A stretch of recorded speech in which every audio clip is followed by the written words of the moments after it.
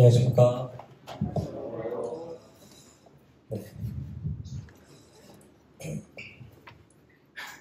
오랜만에 수요집회 단에 올라가게 되었는데요.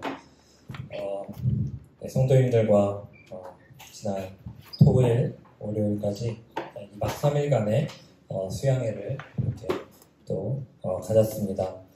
저는 처음으로 2박 3일간의 수양회를 함께 하게 되었는데요. 주님의 은혜와 성도님들의 사랑과 섬김으로 참으로 유익하고 귀한 시간을 경험한 것 같습니다. 특별히 수양회 준비조에 속해서 또 다른 형제님들과 함께 또 회의도 하고 또 기도 릴레이를 매일매일 하면서 참 말씀대로 너희는 여호와의 선하심을 맛보 알지어다 그에게 피하는 자는 복이 있도다 기록된 말씀 그대로 저 개인적으로 선하신 하나님을 경험하는 그러한 또 시간이었고 그 시간을 통해서 많은 복을 얻는 것 같고 또 모든 성도님들 또한 하나님으로부터 많은 복을 그런 경험하는 그런 수양의 시간이었음을 믿습니다. 또 무엇보다 이 교회에 저희 모임에 새 생명이 더해지는 귀하고 뜻깊은 시간이었습니다. 더해진 3명의 성도님들뿐만 아니라 모든 성도님들 또한 복음을 듣고 또 믿고 거듭나 하나님의 자녀가 되어서 하나님을 지식적으로 아는 것뿐만 아니라 선하신 하나님, 참 좋으신 하나님을 경험하는 삶을 살고 계실 것입니다. 제가 지난번에 수요집회에 올라와서는 이 빌립보서 1장에서 말하고 있는 이 고난에 대해서 그 교제를 나누었습니다.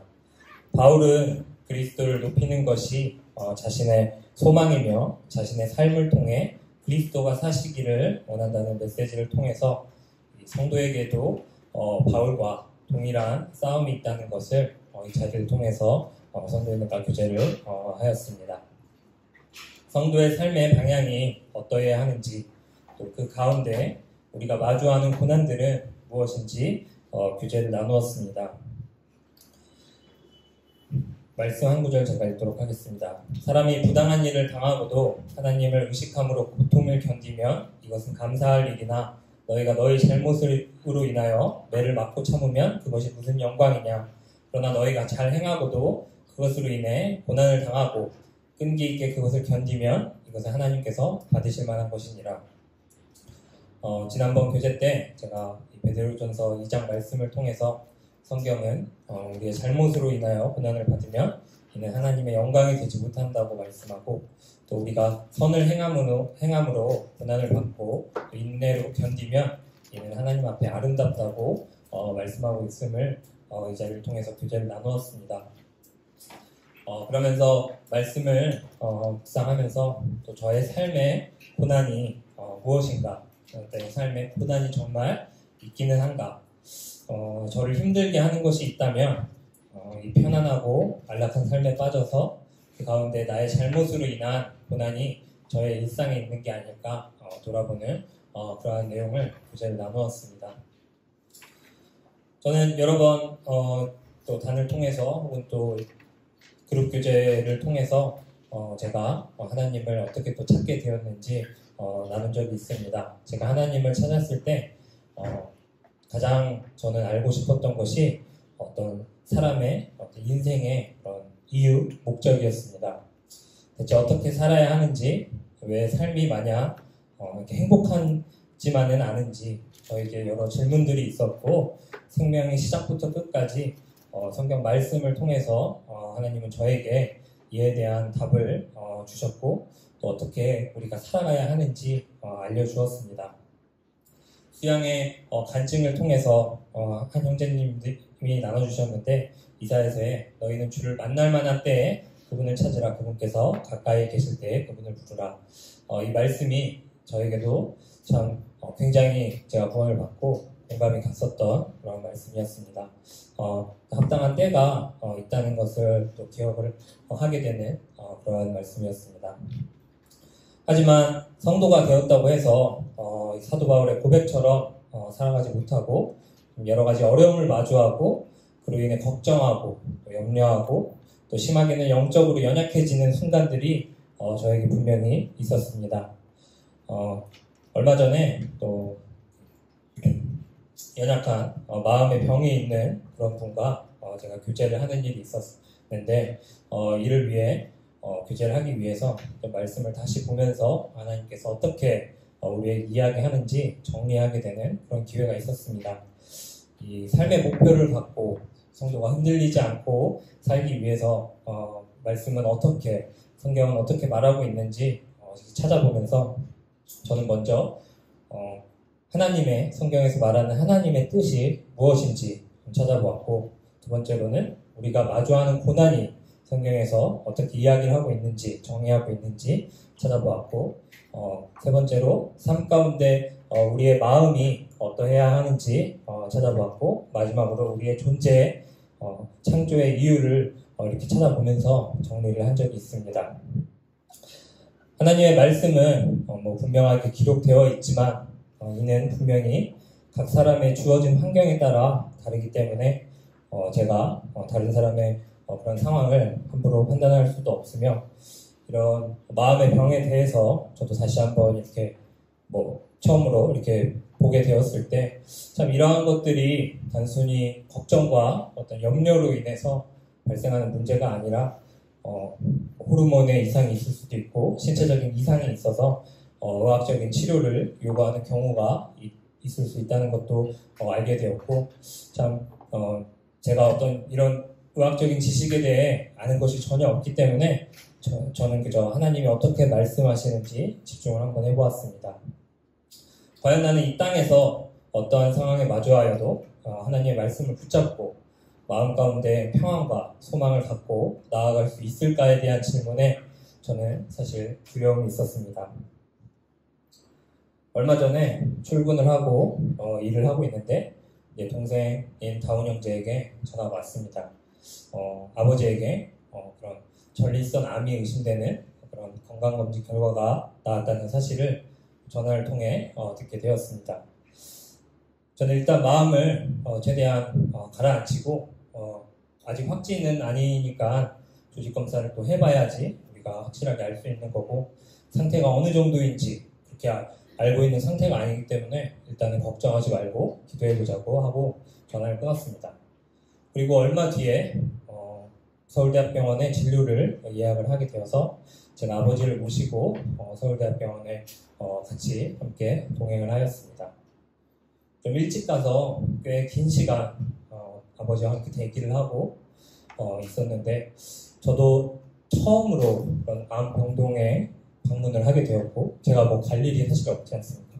그래서 암병동이라는 곳을 가게 되었고, 그곳에서 이렇게 대기를 하면서 또 거기에 대기하고 있는 사람들이 또 눈에 들어왔고, 또 아버지랑, 사실 저는 아버지랑 막 그렇게 친하지 않습니다. 이야기를 많이 하거나 좀 그러지 않은데 굉장히 어색하게 둘이 앉아서 있었는데 정말 여러 가지 생각이 들었습니다.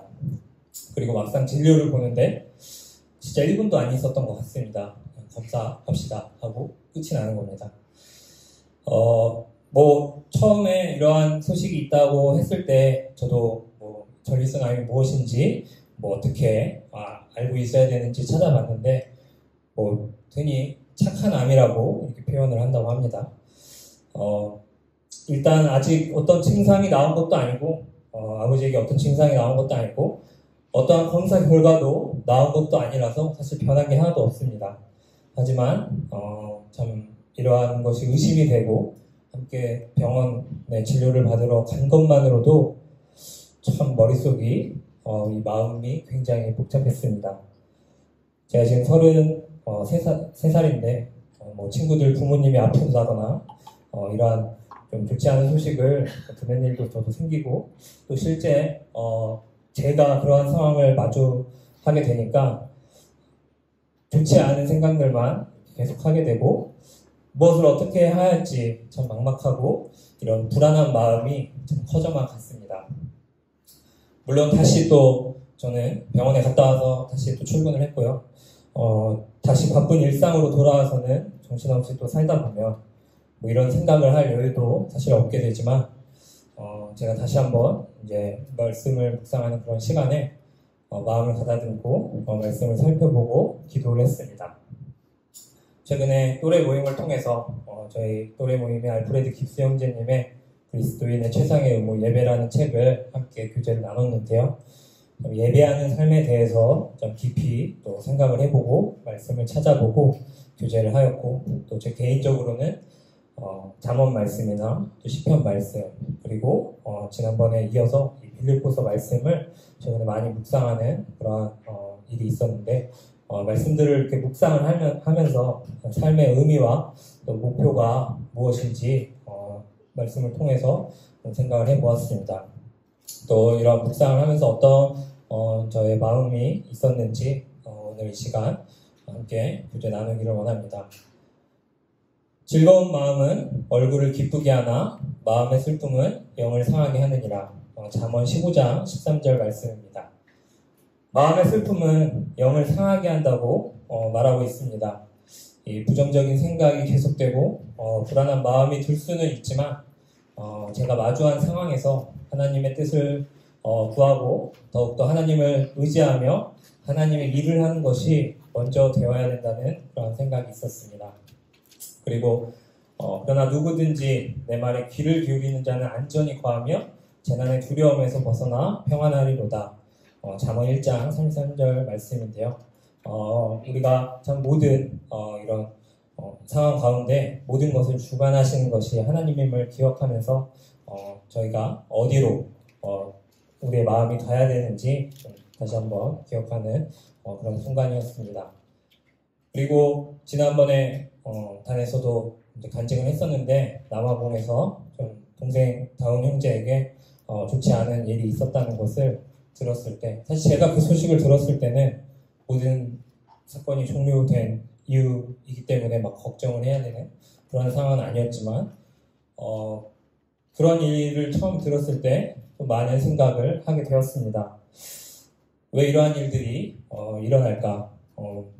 그렇지만 지난번에 또 이삭 형제를 통해서 또 다른 선교팀 분들의 성도님들의 간증을 들어보면서 첫날 이러한 일이 있었고, 이 선교팀이 더욱더 하나님을 의지하는 그런 또 계기가 되었고, 다시는 이러한 일이 있지 않기를 물론 바라지만 여러 성도님들의 간증을 들어보면서 이 가운데 또 이러한 사건들을 통해서 하나님이 주시는 말씀들이 분명히 있구나, 또 하나님이 보여주시는 길이 분명히 있다는 것을 생각하게 되었습니다. 지금 내가 어떠한 상황에 마주하더라도 하나님은 내가 무엇을 하기를 원하는지, 내가 무엇을 하는 게 하나님을 기쁘게 하는 것인지 구하며 나아가는 것이 중요하다는 생각을 하게 되었습니다.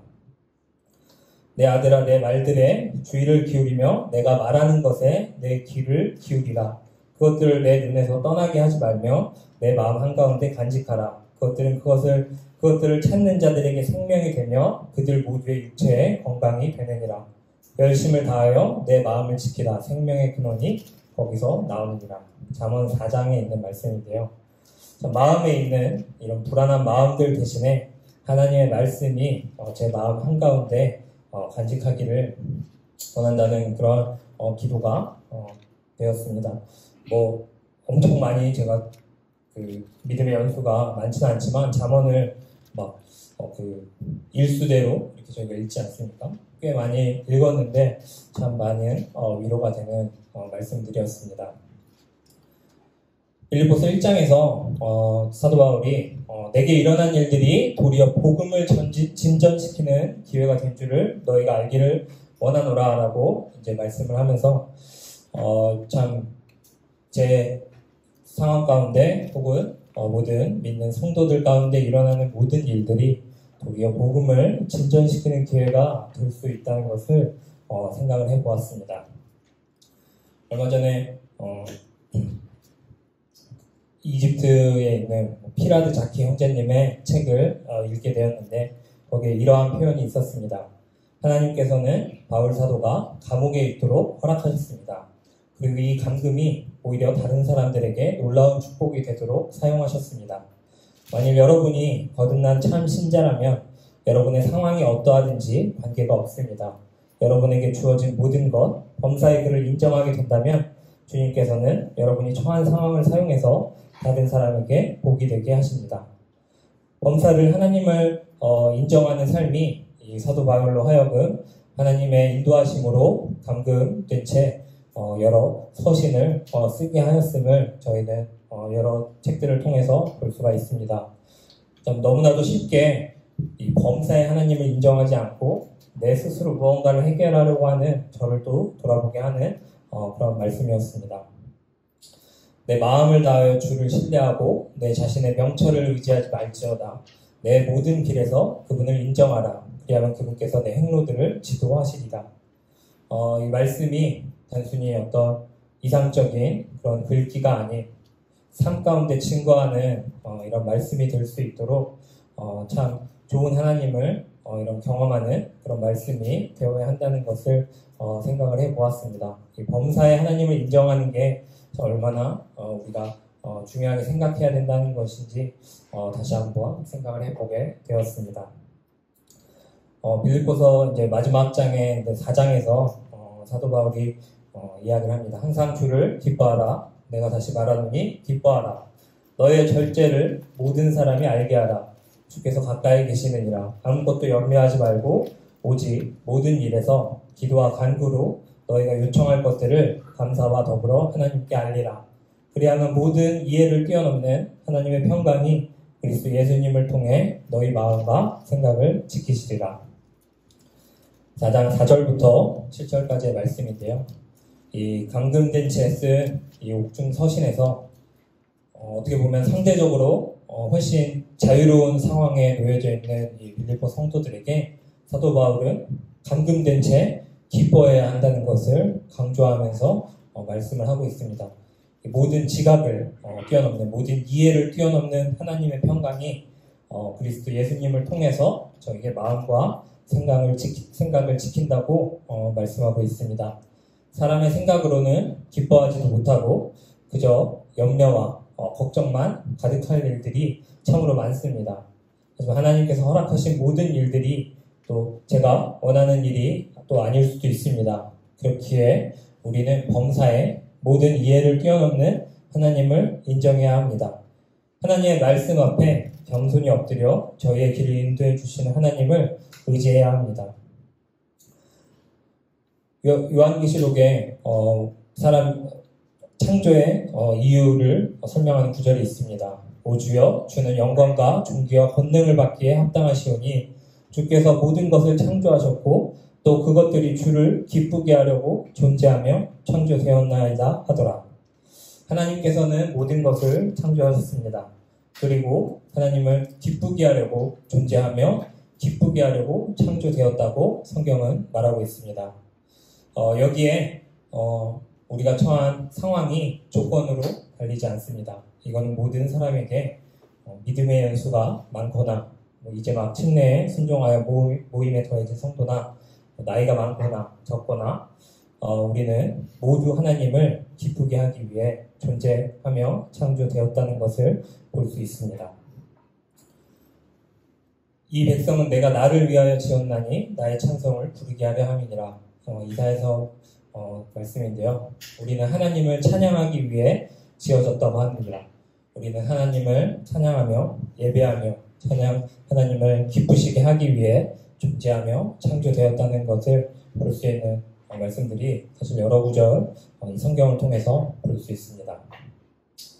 내가 사는 동안에 주께 노래하며 내가 생존하는 동안에 노래로 내 하나님을 찬양하리로다. 내가 그분을 묵상함이 달콤하리니 내가 주를 즐거워하리로다. 시편 104편에 있는 말씀인데요. 사는 동안 하나님께 노래하며 노래로 하나님을 찬양하며 하나님을 묵상하는 것이 달콤하다고 이 시편 기자는 고백하고 있습니다. 사도행전 9장을 보면 사울이 이제 물어봅니다. 주여 내가 무엇을 하기 원하시나이까? 그때 주님은 도시로 들어가라. 그러면 네가 반드시 해야 할 일들을 듣게 되리라. 이렇게 대답하는 모습을 볼 수 있습니다. 우리는 여러 말씀을 통해 바울이 행한 하나님의 일들을 보게 되며 그가 성도들에게 무엇을 가르치며 무엇을 권했는지 확인해 볼 수 있습니다. 분명 하나님은 말씀을 통해 우리에게 지상 명령을 주시고 또 우리의 존재 이유를 알려주셨는데 걱정과 염려로 불안해하고 그렇게 있는 것은 결코 하나님의 뜻이 아니라는 사실을 볼 수 있습니다. 여호와를 기뻐하는 것이 너희의 힘이라는 느헤미야 말씀처럼 주님 안에서 우리가 기뻐할 때 저희의 마음과 생각을 지키시는 하나님을 경험할 수 있다는 사실을 우리는 말씀을 통해 확인할 수 있습니다. 계속해서 사도 바울은 빌립보 성도들에게 아무것도 염려하지 말고 오직 모든 일에서 기도와 간구로 너희가 요청할 것들을 감사와 더불어 하나님께 알리라라고 말씀합니다. 저희의 삶은 염려하지 말고 모든 일에서 기도와 간구로 하나님께 알리는 삶이 되어야 함을 알 수 있습니다. 저희의 삶을 하나님께 온전히 내어드림으로 주님 안에서 우리는 기쁨과 평강을 경험할 수 있습니다. 저희 아버지가 이번 주 금요일에 수술이 예정되어 있습니다. 그리고 또 둘째 고모도 췌장암 판정을 받아서 현재 검사를 하고 수술을 또 기다리고 그런 상황 가운데 있습니다. 염려하기보다 하나님께서 하나님께 이러한 일들을 전적으로 의지하며 좀 간절함으로 기도와 간구를 드리는 그런 제가 되기를 또 주님께 기도하게 되었습니다. 얼마 전에 또 둘째 고모 칠순 잔치로 인해서 온 가족이 모이게 되었습니다. 어떤 선물을 드릴까 이제 좀 고민을 했었는데 믿는 성도이시기 때문에 당연히 성경책을 갖고 계시겠지만 또 새롭게 읽을 수도 있고 해서 성경책을 한 권 사드렸습니다. 하나님의 말씀이 고모에게 위로가 되고 또 믿음이 되기를 간절히 바라며 동일하게 아버지에게도 하나님을 찾는 날이 곧 오기를 기도하고 있습니다. 아까 읽었던 이사야서 말씀처럼 주를 만날 만한 때에 그분을 찾으라. 그분께서 가까이 계실 때에 그분을 부르라. 주님을 만날 만한 때에 하나님께서 또 아버지가 하나님을 찾을 수 있도록 인도해 주신다는 사실을 믿으면서 아버지가 마주하는 모든 일에서 하나님을 인정하고 범사의 하나님을 인정하고 또 말씀을 의지하며 살아가는 일이 곧 올 수 있도록 기도하게 됩니다. 우리의 삶은 이렇게 하나님을 위해 존재하며 창조되었습니다. 여러 가지 말씀들이 있는데요. 그 중에서 한 편만 제가 읽고 마치도록 하겠습니다. 시편 8편 말씀입니다. 제가 읽도록 하겠습니다. 여호와 우리 주여, 주의 이름이 온 땅에 어찌 그리 아름다운지요. 주의 영광을 하늘 위에 두셨나이다.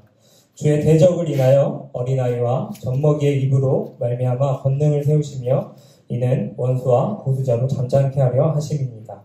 주의 손가락으로 만드신 주의 하늘과 주의 베풀어 두신 달과 별들을 내가 보오니 사람의 무엇이 간데 주께서 저를 생각하시며 인자가 무엇이 간데 주께서 저를 권고하시나이까.